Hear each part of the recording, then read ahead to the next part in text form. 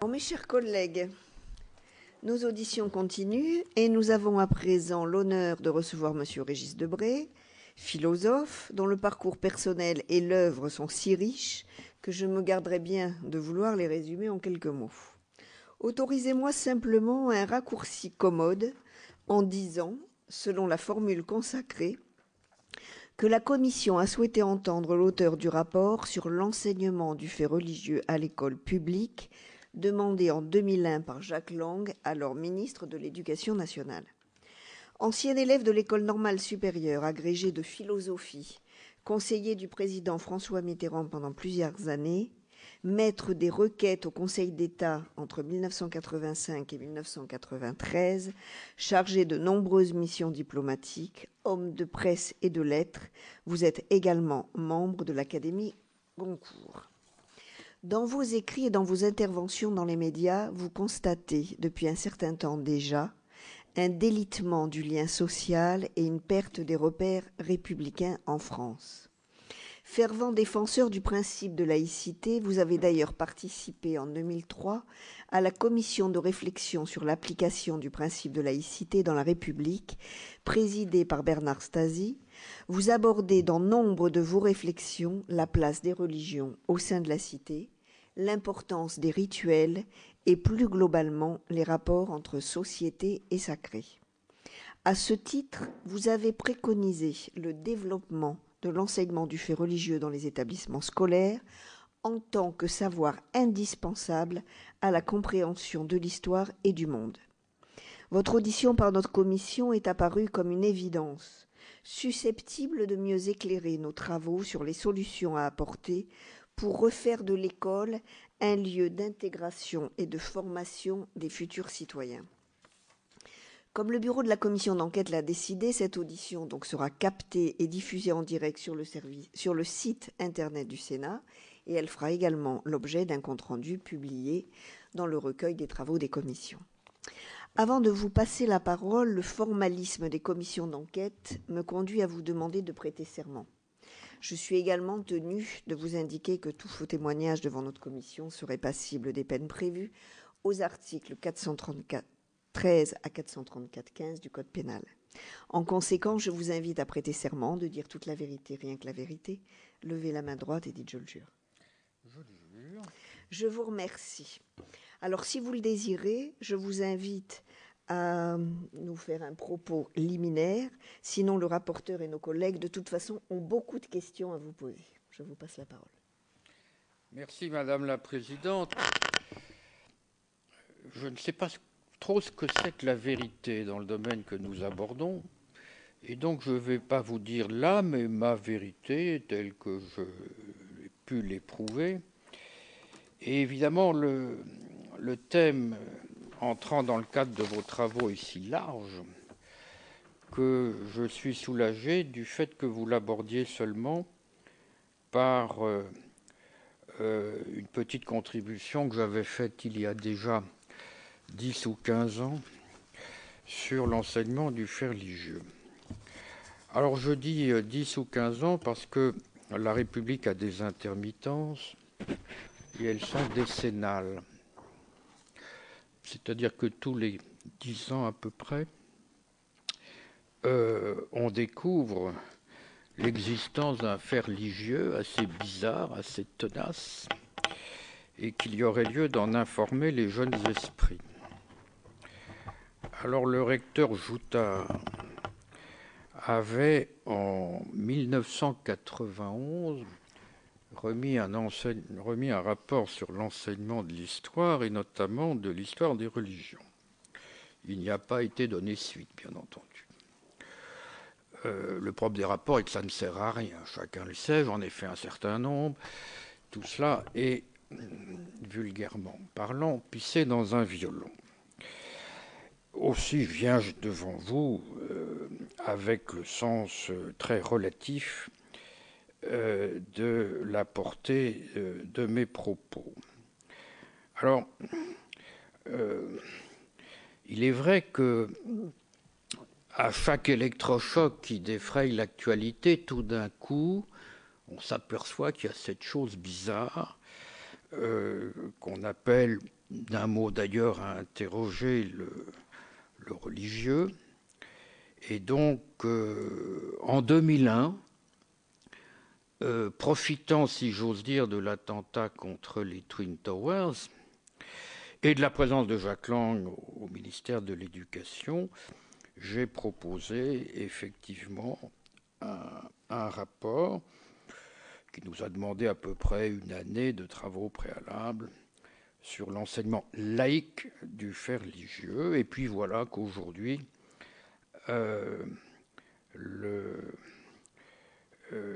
l'attentat contre Charlie remet cette question sur le tapis. Je m'en réjouis. Je ne dirais pas qu'il y a un éternel retour, simplement parce que en 2002, le ministre de l'époque a joint l'acte à la parole et a pu être mis en place l'Institut européen en sciences des religions dans le cadre de l'école pratique des hautes études. C'était ma recommandation numéro 8. Elle a été mise en œuvre et je m'en réjouis. Cet institut a fait un excellent travail dans la formation des enseignants, dans la création d'outils pédagogiques et dans l'aide apportée aux administrations compétentes, justice, santé publique et autres. Il est dirigé par Isabelle Saint-Martin aujourd'hui. J'en reste le président d'honneur et je suis content de voir que, malgré le peu de moyens mis à sa disposition, l'actuel gouvernement l'a chargé de prendre en charge cet enseignement aujourd'hui. Alors évidemment, dans mes recommandations que j'ai amenées là, j'ai retrouvé ce rapport. Oui, j'ai retrouvé ce rapport. Voilà, on a des archives plus ou moins. Et donc, j'ai retrouvé ce rapport. Il y avait un certain nombre de recommandations. Le module obligatoire des professeurs stagiaires, philosophie de la laïcité et enseignement du fait religieux, n'a pas été malheureusement mis en œuvre. Il n'a connu qu'une existence éphémère. Et c'est bien dommage. Quoi qu'il en soit, l'idée d'une laïcité d'intelligence et non pas d'abstention ou d'incompétence, qui apparaissait il y a 10 ou 15 ans un peu bizarre, a cessé de sentir le souffle. On y vient. Et elle est encouragée aujourd'hui de la voix et du geste par les pouvoirs publics, tant mieux. Cela dit, que ce progrès ne nous voile pas les yeux sur les difficultés de l'entreprise. Il y a des résistances au sens freudien dans le biotope qui est le nôtre. Le moi collectif a ses mécanismes de défense, ils sont totalement inavoués mais efficaces parce qu'inavoués. Mécanisme de défense contre quoi ? Contre la mise au clair d'un refoulé assez ancien qui est assez pénible et déstabilisant pour notre tranquillité idéologique, qui était tout simplement ce qu'on appelle le retour du religieux. Pourquoi est-il refoulé ? Parce qu'il n'était pas du tout au programme de la modernité, tout simplement. Parce que ce soit sous sa face libérale d'aujourd'hui ou sous sa face progressiste d'hier. C'est incongru. C'est désagréable, et donc on le met sous le tapis. C'est normal, hein, c'est notre réaction à tous, quand il y a quelque chose d'un peu dérangeant. Alors comment expliquer ce refoulement, cette difficulté, malgré les déclarations d'intention décennales ? Je crois qu'il y a d'abord le mépris de la classe dirigeante française, à laquelle nous appartenons tous, vous ici et moi de même, le mépris total de la classe dirigeante française à l'égard de l'ordre symbolique et des solidarités existentielles que l'ordre symbolique autorise. À quoi ça sert la religion ? Et c'est vrai que dans la perspective utilitariste, qui est celle de cette classe dirigeante qui est vouée à la superstition de l'économie, au culte exclusif du chiffre, qui se veut innovante et résolument tournée vers l'avenir, cette chose bizarre n'a pas de place. d'où son dédain pour les humanités classiques, dont l'étude du domaine religieux fait partie au premier chef. Nous avons donc d'un côté, dans les centres-villes, un athéisme sans culture, et au-delà du périph', une religion sans culture non plus. L'athéisme ou l'agnosticisme dont je parle, qui est celui de nos dirigeants, qu'ils soient de gauche ou de droite, hein, c'est la même classe. Cet agnosticisme, malheureusement, n'est plus savant, il n'est plus militant comme l'était la libre pensée, comme l'était la libre pensée, comme l'était le rationalisme de nos aïeux. Il est ignorant et paresseux. On a là une sorte de dépression anthropologique qui n'a pas de précédent dans l'histoire de la République. Je vous rappelle que la laïcité a été mise en œuvre soit par des protestants d'abord, soit par des positivistes ensuite, c'est-à-dire par des adeptes d'Auguste Comte et de la religion de l'humanité. On le voit très bien, rue Monsieur le Prince, quand on visite la maison d'Auguste Comte, on voit que tous les Jules Ferry, les Gambetta, les Clémenceau étaient fondamentalement des religieux, c'est-à-dire des religieux de l'humanité dans un cadre très défini. Aujourd'hui, nous avons des élites économiques et financières qui sont au pouvoir et qui sont amnésiques. Et alors en plus, quand on fait l'école nationale d'administration, qui est la grande école du décervelage contemporain, je souhaite que l'école nationale d'administration ferme au plus vite, bien entendu. C'est une école dans laquelle on fait commencer l'histoire de l'humanité vers 1914. Alors on ne peut pas s'étonner d'une certaine surdité de nos sphères décervelées et analphabètes. Ce sont celles qui commandent, malheureusement. Tout débourde insensé dans la diplomatie, les relations internationales, enfin, on va au petit bonheur la chance parce qu'il ne s'est rien passé avant 1914, n'est-ce pas? Et on traite de l'Ukraine comme si c'était un problème dont on pouvait oublier qu'il naît en 1014 avec le schisme du Filioque, n'est-ce pas? Et que la ligne Riga-Split, elle découpe depuis 1000 ans l'Europe en deux. Bon, ça, allez expliquer ça à un énarque, alors là, il vous regarde avec des grands yeux et il vous prend pour un fou. Donc il dit n'importe quoi. Oui, il y en a qui soignent. Oui, j'espère. Non, il y a des exceptions à toute règle. Et j'ai connu des énarques cultivés, entendons-nous. Je pourrais citer nombre de cas. Mais je note qu'il y a tout de même une formation globale qui fait que la religion est considérée comme une chose du passé, et donc totalement improductive, une sorte de séquelle anti-économique bizarre, une sorte de reliquat des temps industriels, et qu'il faut la confier soit aux gardiens du patrimoine, soit aux gardiens de l'ordre public.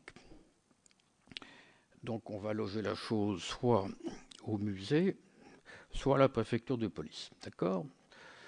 Donc évidemment, dans ce cadre-là, voilà, ce projet d'enseignement semble un peu saugrenu. Alors c'est pas fini, hein, je vous ai dit qu'il y avait des difficultés, mais il y en a encore de plus graves. C'est qu'à toute entreprise, il faut des entrepreneurs. À tout projet de transmission, des vecteurs de transmission. Je suis médiologue, j'étudie ça depuis 40 ans. Et que les nôtres de vecteurs, ils n'ont aucun enthousiasme. Et il y en a deux des vecteurs, et c'est une question d'histoire. Il y a d'abord le corps enseignant, et puis il y a les appareils religieux, cléricaux. Bon. Alors le corps enseignant d'un côté, c'est l'héritier des Lumières, il est comptable des Lumières, à juste titre, il est le rempart de la raison. Et là, on a traditionnellement tendance à considérer le fait, FAIT, ou le fait, FAIX, religieux, comme un truc un peu suspect, comme l'ennemi obscurantiste. Et donc, les transmetteurs de savoir n'ont pas à s'occuper de ces enfantillages dont l'esprit critique doit nous débarrasser. Et je comprends très bien qu'ils se disent, mais alors, on a chassé le loup de la bergerie éducative vers 1880, pourquoi le faire rentrer maintenant par la porte de derrière ? Sinon par quelque honteux accommodement avec la croix, le kippa ou le turban. Donc, moins on parlera de ce qui fâche, mieux on restera en paix. Et alors, de l'autre côté, dans les instances religieuses, on dénote également une plus très grande réticence. Et ça m'a un peu surpris.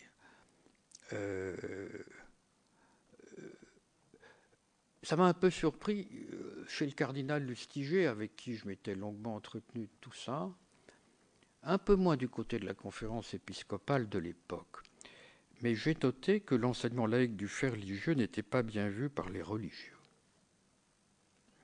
Problème.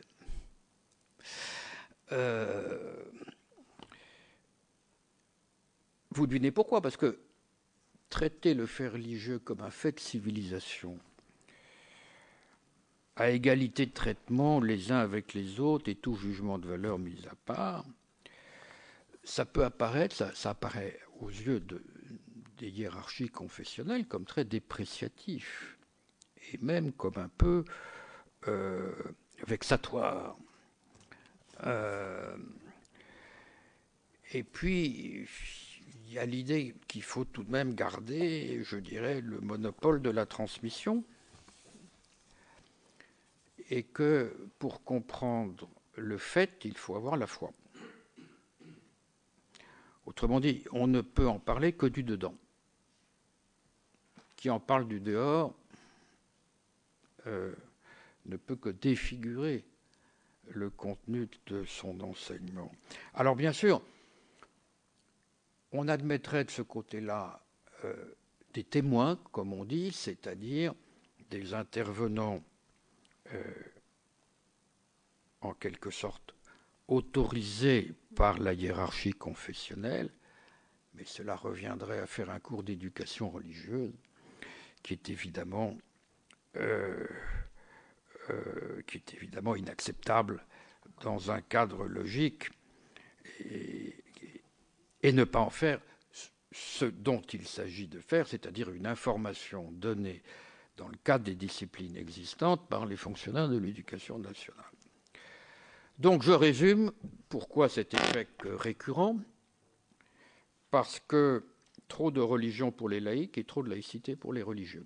D'accord ? Nous sommes pris entre deux chaises, entre deux feux.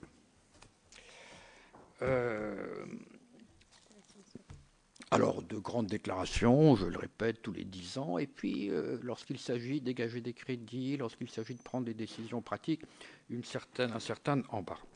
Alors voilà, si vous voulez, deux types de préjugés. Moi, je crois qu'on peut les surmonter en observant les réalités. Bon. La première réalité, et elle est très empirique, c'est qu'il est établi que l'ignorance des doctrines et des traditions religieuses alimente directement les fanatismes religieux. Voilà. Quand vous voyez au plan international, en Afrique par exemple, ce sont dans les États décomposés du Sahel que le djihad perce au fur et à mesure de l'écroulement des systèmes éducatifs. Et en France, quand vous parlez avec des imams qui assurent l'aumônerie dans les prisons, ils sont les premiers à vous dire qu'un jeune des banlieues est d'autant plus djihadiste qu'il est désislamisé. C'est un paradoxe.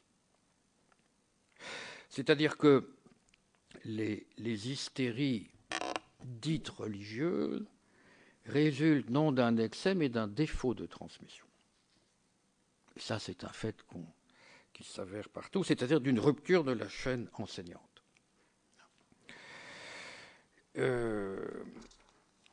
Et du côté, si j'ose dire, des laïcistes, côté dont je me sens très proche, il y a le réflexe d'une certaine déception, d'une certaine vexation de voir que le religieux est toujours là et que ce n'était pas prévu et que c'est un échec de la sécularisation telle qu'elle s'était annoncée dès le XIXe siècle, n'est-ce pas ? Souvenez-vous de Victor Hugo, une école qui s'ouvre est un temple qui ferme. Et une prison qui se vide. Les temples ne ferment pas et les prisons ne les emplissent pas. Bon, votre camarade Victor Hugo, parce qu'il était sénateur aussi, je crois, votre camarade Victor Hugo aurait été le premier, je crois, à le remarquer aujourd'hui. Alors, cela, si vous voulez, remet en cause beaucoup de choses, c'est vrai, mais enfin, c'est pas en mettant sous le tapis un problème embarrassant qu'on peut le résoudre, quoi, voilà. Alors tout ça, bon, je vais abréger. C'est juste peut-être pour qu'il y ait quelques questions, mais je vous en prie. Non, je vais abréger. Non, pas du tout, je vais abréger. Je voulais juste, pour ne pas nous dorer la pilule, rappeler que la chose n'est pas facile, voilà, c'est tout. Je ne la crois pas pour autant impossible.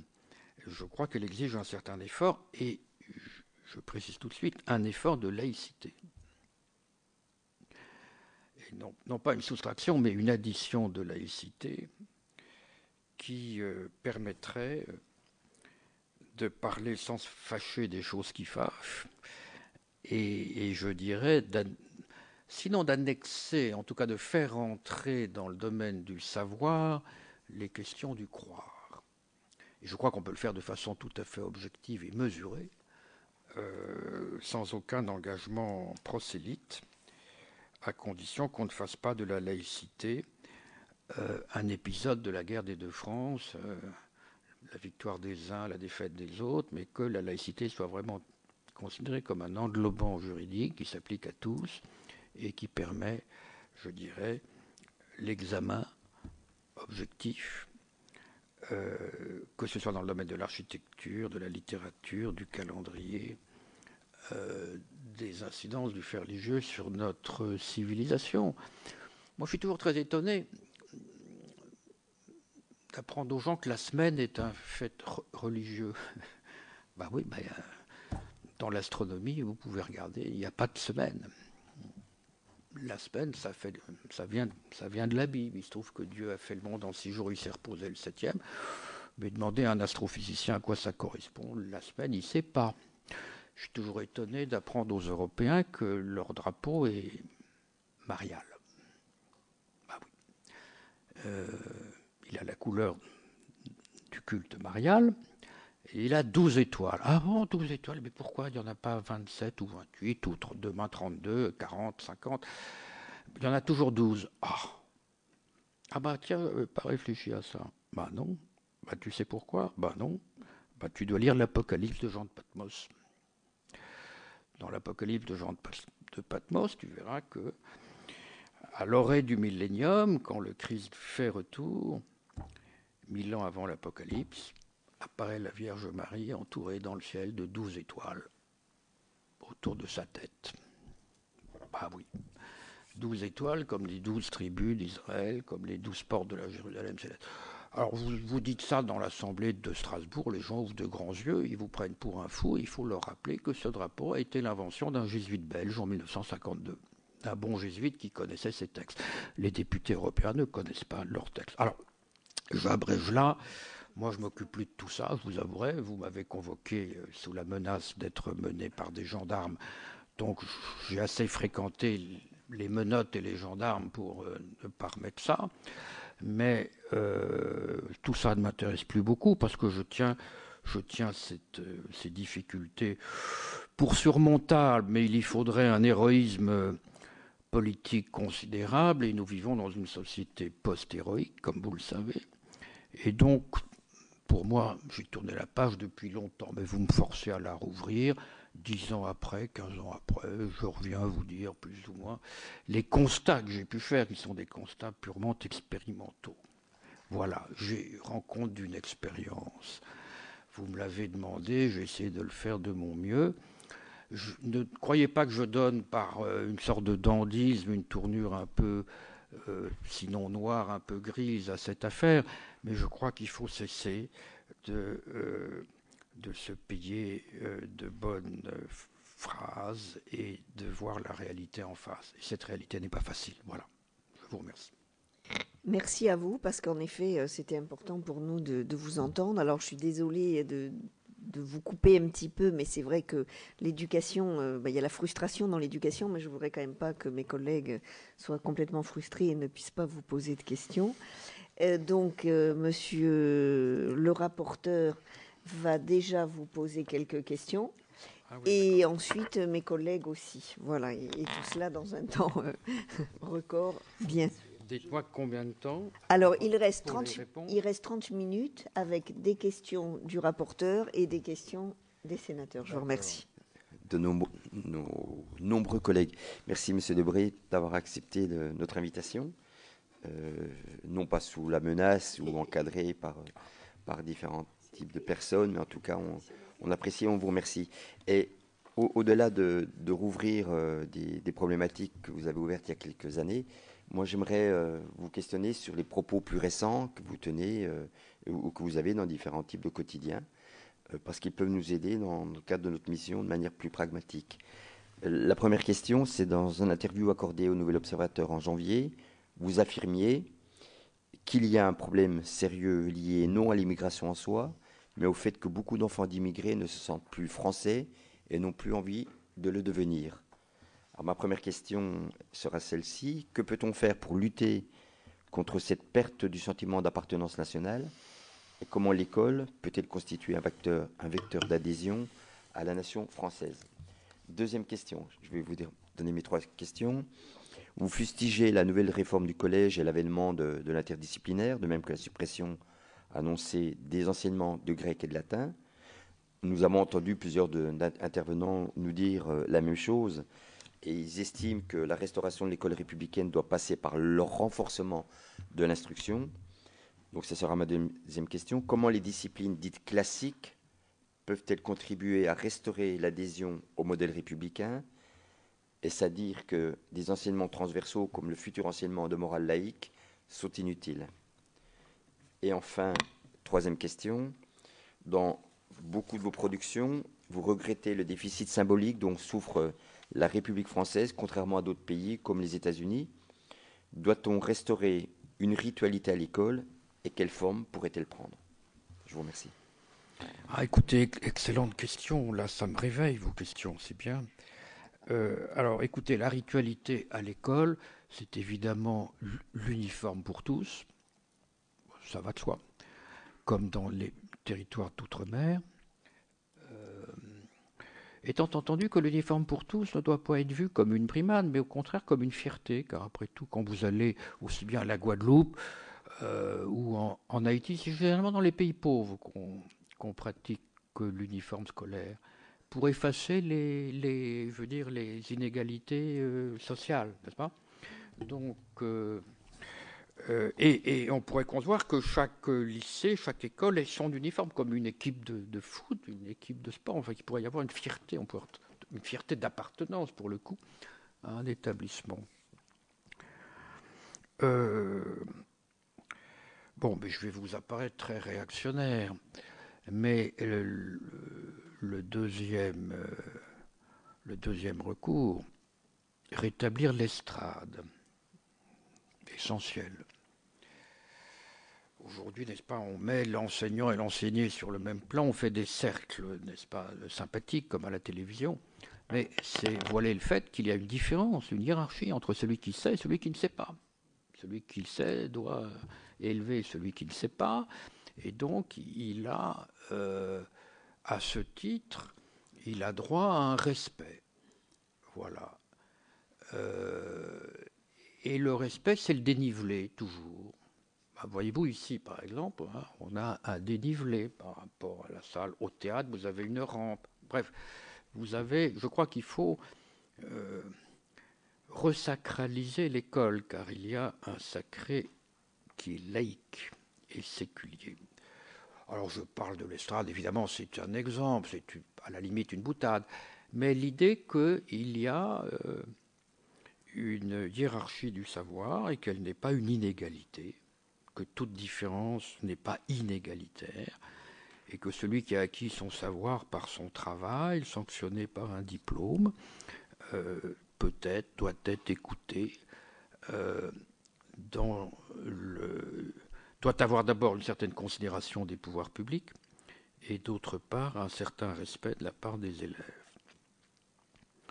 Alors, tout ça apparaît un peu loufoque et le peu de considération accordée aux enseignants est une chose qui aujourd'hui elle est établie, elle va de soi, mais elle est tout de même choquante. Alors c'est vrai que le Collège de France n'a jamais rivalisé avec le music hall en termes de prestige et d'audience. Et que l'enseignant ne brille pas par le niveau de ses revenus et par sa présence sur les écrans. Vous me direz que ça a toujours été comme ça, et même l'instituteur sous Jules Ferry était mal payé. Mais aujourd'hui, il se trouve que c'est le showbiz et c'est l'argent qui mesure les considérations. Voilà. Je me suis toujours étonné que je n'ai jamais vu un président, depuis quelque temps, ou un ministre se faire prendre en selfie en posant à côté d'une médaille Fields ou d'un helléniste. Je l'ai vu prendre un selfie à côté de Jamel Debbouze ou d'un grand acteur ou d'un grand chanteur. Même c'est quelque chose de symptomatique, ça, non, hein? Ce sont les gens qui savent ne sont plus donneurs de prestige. Ça, c'est tout à fait nouveau dans l'histoire de la République. Peut-être parce que notre République devient une démocratie à l'anglo-saxonne, mais c'est une autre affaire. Et je ne voudrais pas interférer avec des données immédiatement contemporaines. Alors voilà, vous me parliez de ritualité, je vous réponds un peu en ces termes-là. Alors, votre deuxième question, telle que j'ai notée, oui, je crois qu'il faudrait retrouver l'idée que l'école n'est pas seulement un service public comme la RATP ou la SNCF, mais est une institution. C'est-à-dire que l'élève n'est pas un client et qu'il y a une dignité propre à l'institution dont le métier n'est pas de communiquer mais de transmettre. Autrement dit que l'école est une institution fondamentale qui a son autonomie, elle est matérialisée par une enceinte, elle est matérialisée par des règlements. Voilà. Et il faut se souvenir, alors là, c'est toujours un peu difficile à dire, mais il faut se souvenir que la République a deux fondements. On en oublie toujours un. Alors chacun sait que l'école, etc., mais l'armée aussi. La République s'est faite sur deux piliers, l'école et l'armée. Et leur sort est lié, à mon sens, bizarrement. Même si on est très anti-militaire, très anti-militariste dans les écoles et assez anti-intello dans l'armée, leur sort est strictement lié. Historiquement, on pourrait vous le montrer. Donc, redonner à l'école sa dignité, qui pourrait se faire par quelques marques je dirais, de considération de la part des pouvoirs publics. Un souvenir. Moi, j'ai reçu mon prix au concours général des mains du président de la République. C'était René Coty.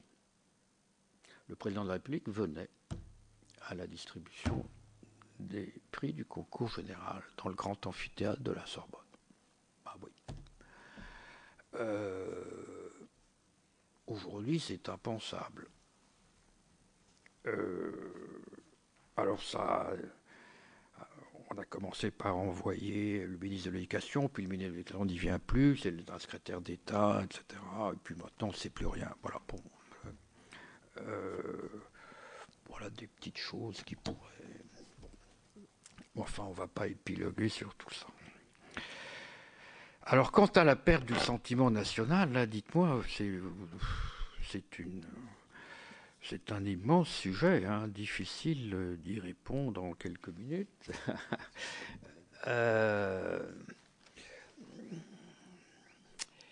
il faudrait vraiment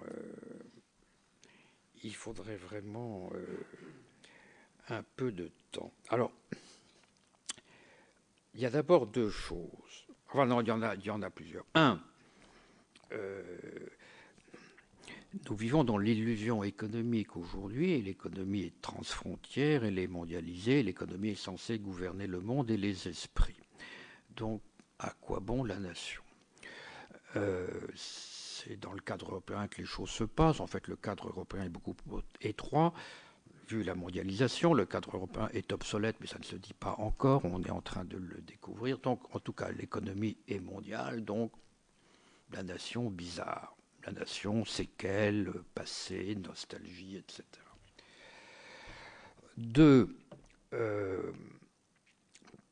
il était entendu que la nation devait céder le pas à une sorte de gouvernance mondiale, c'est-à-dire à une rationalisation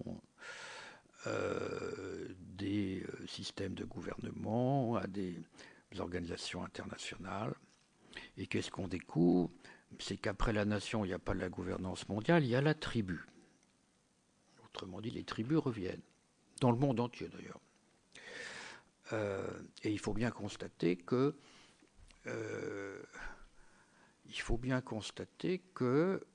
aujourd'hui, ce qu'on appelait les Maghrébins s'appellent des musulmans, ce qu'on appelait les Israéliens s'appellent des Juifs, ce qu'on appelait les Hindous s'appellent des hindouistes, d'accord ? Et les Birmans s'appellent des bouddhistes. Ah, c'était pas prévu ça. Bon. Et donc on voit, si vous voulez, remonter les soubassements culturels, psychiques, dans tous les pays qui sont bousculés par la modernisation, qui sont noyés dans l'indistinction, dans l'ouragan de l'indistinction technique, et donc ils reviennent spontanément à leur source. Autrement dit,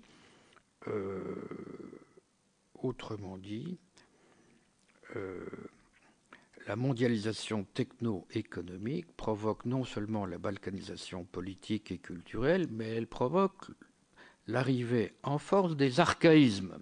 Autrement dit, la modernité sera archaïque. Bon, aller expliquer ça en deux mots, c'est compliqué, mais c'est vrai, je peux vous le montrer expérimentalement, les modernités sont archaïques. C'était pas prévu. Donc ce qu'on croyait être révolu, eh ben, on découvre que c'est encore présent. Alors bon, le sentiment national était supposé disparaître et on le voit se renforcer paradoxalement. Alors, la notion d'appartenance, moi je la crois très, très importante, c'est vrai.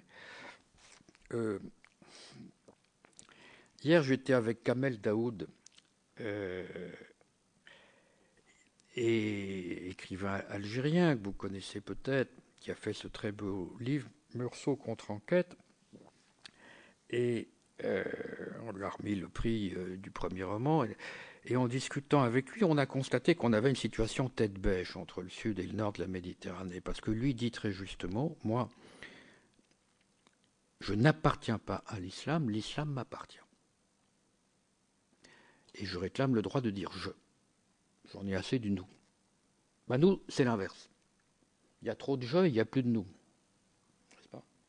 C'est-à-dire dans cet hyper-individualisme généralisé, les appartenances sont dévaluées. Or, l'homme est ainsi fait qu'il a besoin d'appartenance territoriale, linguistique, spirituelle. Et donc, se voiler le fait que nous appartenons à une lignée, fût-ce la lignée de l'union rationaliste, c'est se voiler la réalité. Voilà. Donc, Alors maintenant, vous savez, le sentiment national, il revient quand il y a la guerre. Voilà. Le nous s'oppose à eux. Il n'y a pas de nous qui ne s'oppose pas à un eux. Et on n'a plus envie de faire la guerre. D'abord parce qu'il faudrait savoir contre qui, il faudrait que tout le monde soit d'accord sur ce point. Et puis ensuite, quelle sorte de guerre, etc.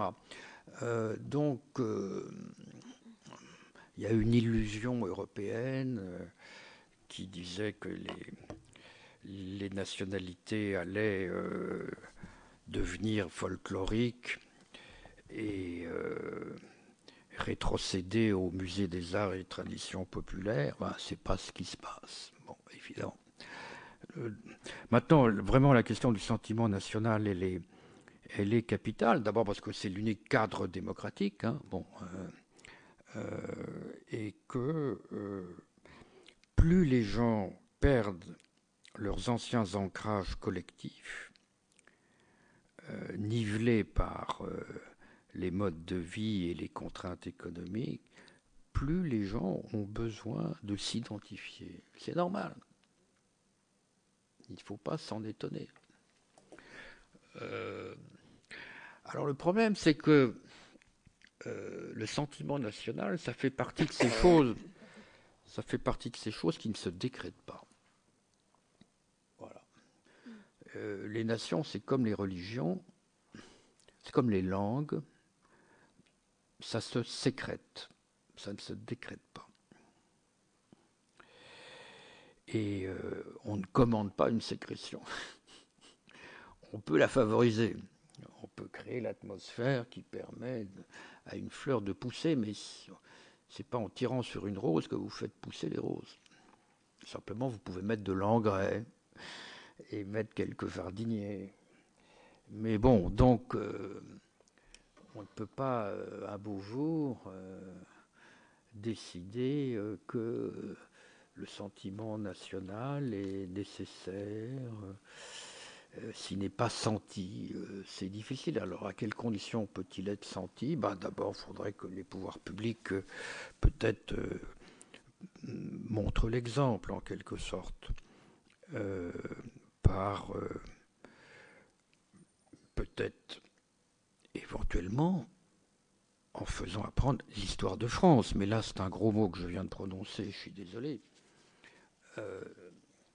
Puisqu'aujourd'hui, on apprend l'histoire de l'alimentation, l'histoire des transports, et que évoquer une chronologie apparaît très ringard. Alors, évoquer la France en plus, alors là, c'est vraiment lamentable. Donc voilà, vous avez cet arrière-plan-là, c'est difficile, mais c'est vital. Merci. Donc, quelques questions rapides, peut-être, enfin, formulées de façon à ce que les réponses puissent être claires. Et donc, si vous voulez bien prendre plusieurs questions. Donc, Madame Perrol-Dumont. Merci, Monsieur Debré. Nous apprécions beaucoup qu'au-delà de votre grande distance, fruit de l'expérience par rapport aux différents rapports et à l'avenir poussiéreux qu'il aurait promis, et nous en avons tous commis, vous ayez accepté de jouer le jeu avec nous ce matin et d'aller bien au-delà de ce qui était d'ailleurs simplement le thème de notre réflexion. Je voudrais revenir sur 2 points, si vous le permettez. Vous avez fait état du mépris de la classe dirigeante française à l'égard de l'ordre symbolique. Et vous y avez corrélé la question, finalement, à quoi sert la religion? Le fait symbolique, ce n'est pas le fait symbolique comme le rituel, n'est pas le propre et l'exclusivité des religions. Il y a des rituels laïques et il y a aussi des symboles laïques. Et vous avez d'ailleurs bien repris ceci en disant qu'il fallait ritualiser l'école, et j'ai été très sensible à ceci. Et je vous remercie d'avoir remis ceci en perspective. Pour autant, il y a une chose sur laquelle je voudrais revenir. Dans la ritualisation de l'école, vous avez parlé de l'uniforme, vous avez parlé de l'estrade. L'estrade, c'est le rituel, elle représente quelque chose. Mais il peut y avoir des autorités sans estrade et une absence d'autorité sur une estrade. Et là aussi, mais vous l'avez effleuré le sujet, est-ce que l'autorité de l'enseignant ou la baisse d'autorité de l'enseignant, elle n'est pas plutôt liée à la baisse de considération du statut de l'enseignant, à la baisse de rémunération, au regard d'ailleurs des diplômes et des parcours que cela exige. Je veux dire que vous avez des gens qui sont à bac plus 5 ou bac plus 6 et qui débutent à moins de 2 000 € par mois. Est-ce que l'on peut, dans la société actuelle, on peut le regretter, mais c'est en fait être considéré, symboliser l'autorité quand tout à côté... quand partout à côté l'autorité passe par l'argent. Donc ici, il ne faut pas reposer la question du statut des enseignants, la question de la rémunération des enseignants, et poser la question de la formation comme un principe de base, mais pas seulement celui-ci, la question de la place de l'enseignant, de celui qui transmet le savoir, qui, comme le disait la loi de programmation de Jospin, prépare le citoyen, prépare l'homme et prépare l'intégration dans la société. Donc est-ce que ce n'est pas, par rapport au sujet qui nous intéresse, la base de tout? Et Madame Trundle. Merci, Madame la Présidente. Monsieur Debré, un grand merci à vous. C'était très frais, votre intervention. J'y ai pris grand plaisir. Une question. Je suis alsacienne et vous n'êtes pas sans ignorer que nous avons un fondamental qui est celui de l'enseignement religieux. Les 3 religions, catholiques, protestantes, juives. Aujourd'hui, il y a même une réflexion pour y intégrer donc l'enseignement de l'islam, ce qui ne me choque en rien. Ceci d'autant plus que, tout à fait par rapport à ce que vous avez dit, c'est l'ignorance qu'il faut combattre.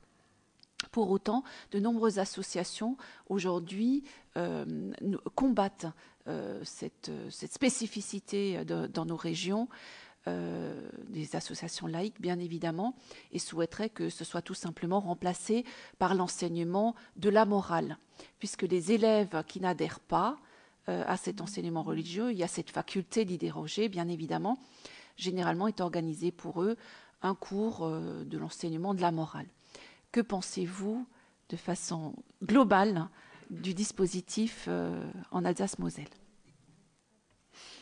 Pardon, la dernière question, Monsieur Longuet, et ainsi il n'y aura plus de questions. Puisque vous pourrez oui, merci Madame la Présidente. Je voudrais demander à Régis Debré s'il a de la laïcité dans le monde une perception des différences du vécu dans les grandes civilisations. Est-ce que la laïcité n'est pas une spécificité culturelle de tel ou tel bloc culturel? Bon, alors, première question. Oui, vous avez raison, madame. Ça passe par la rémunération, mais c'est un peu l'œuf et la poule.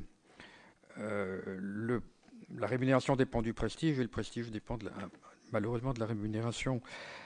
Maintenant qu'il faille redonner de l'autorité au savoir, ça veut dire cesser de confondre le savoir et l'information.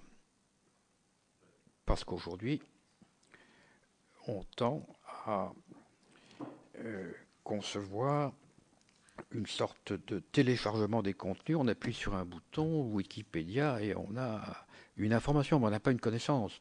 Parce que la connaissance, c'est ce qui permet de comprendre le comment et le pourquoi de l'information, son contexte et d'où elle vient. Donc c'est vraiment là un effort à faire, et je suis un peu stupéfait quand je vois l'actuel gouvernement envisager que la solution de l'énigme enfin trouvée, c'est la tablette. C'est absurde. Parce que l'ordinateur n'est utile qu'à ceux qui ont des connaissances anciennes. Pour bien profiter de l'informatique, il faut être en quelque sorte pré-informatique, si vous voulez. Hein, voilà. Ça, il faut commencer par ça. Et donc, reconsidérer l'enseignant, effectivement, c'est commencer par distinguer la transmission de l'information. La transmission, c'est un rapport humain, étalé dans le temps. Pour aller vite, si vous voulez, la communication, c'est le transport d'une information dans l'espace, la transmission, c'est le transport d'une information dans le temps. Bon. Et aujourd'hui, on prend l'un pour l'autre. Bon. Mais vous avez raison, il faudrait faire un effort financier, mais je crois que les gens de Bercy seraient assez négatifs sur ce point, vu l'état des finances publiques. Mais moi, je crois pour le moment, dans l'état actuel, enfin, je ne connais pas bien la balance des comptes, mais dans l'état actuel des choses, je crois qu'il faudrait des gestes hautement symboliques et politiques, commencer par ça, parce que ça dépend tout de même là des pouvoirs. au fond, les pouvoirs n'ont plus beaucoup de pouvoir, mais ils ont des pouvoirs de représentation. Hein. Ils peuvent faire des cérémonies, des tapis rouges, des drapeaux.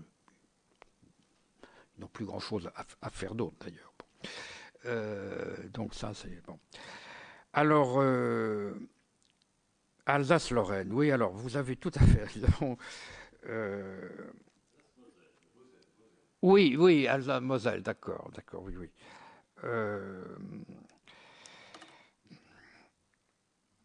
Moi, je choque beaucoup mes amis qu'on appelle des laïcards, qui sont des laïcs tout simplement, en leur disant que chaque région a une identité culturelle, qu'elle hérite de l'histoire, et que ce n'est pas un problème de laïcité ou de religion, c'est un problème, je dirais, d'appartenance. Voilà. Et donc, ça ne me choque absolument pas, le statut donné à l'Alsace-Moselle, même s'il est dérogatoire par rapport aux lois de la République. Et il serait bon, effectivement, qu'un centre de référence du savoir pour les musulmans soit instauré là.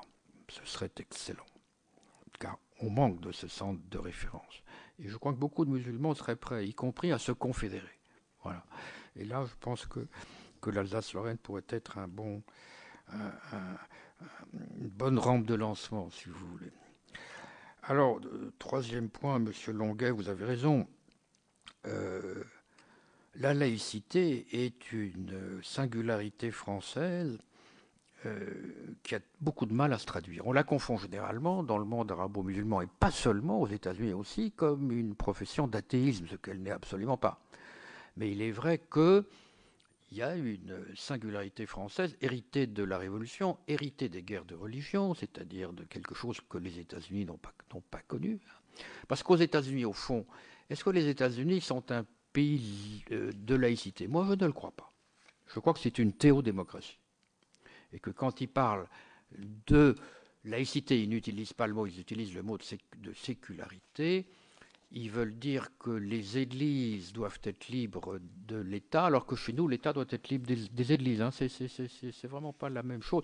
Parlons pas de la Turquie, de Kemal, pour qui la laïcité consistait à mettre l'Église sous la domination stricte de l'État via l'armée.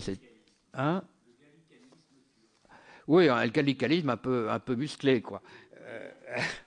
Gallicanisme un peu musclé. Alors c'est vrai que on a eu cette difficulté dans la commission Stasi.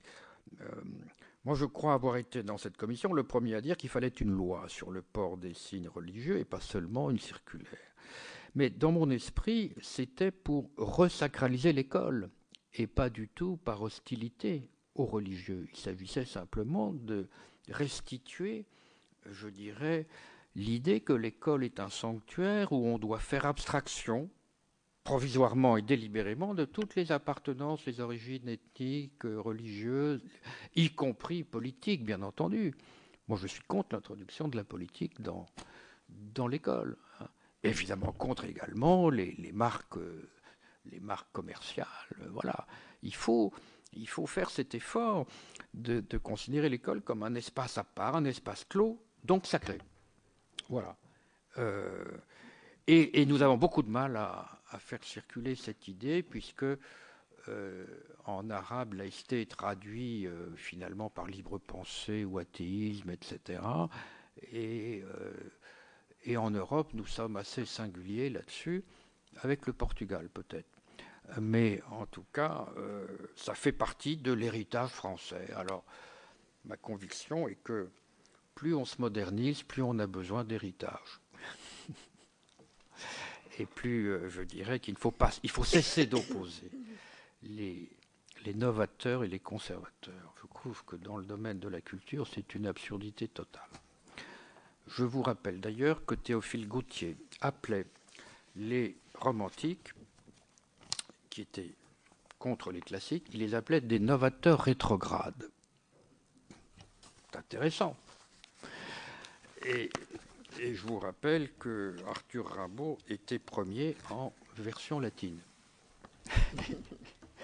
Et qu'on lui doit des milliers de vers latins. Donc ceux qui disent que ceux qui veulent les langues anciennes sont vraiment des retardés, des archéos et des... Non, c'est pas vrai. Pour innover, il faut commencer par récolter. Voilà. Je vous remercie et je voulais juste rendre un hommage à votre maman qui a été sénatrice. Ah oui, tout à fait. Et pour mes collègues que ça intéresserait, je voulais juste dire que dans une question orale avec débat le 1er juin 1976, elle est intervenue sur la participation des femmes à la vie publique et l'apprentissage de la citoyenneté concernant l'instruction civique. Mesdames, Messieurs, à vos archives. Et aux miennes également. Merci.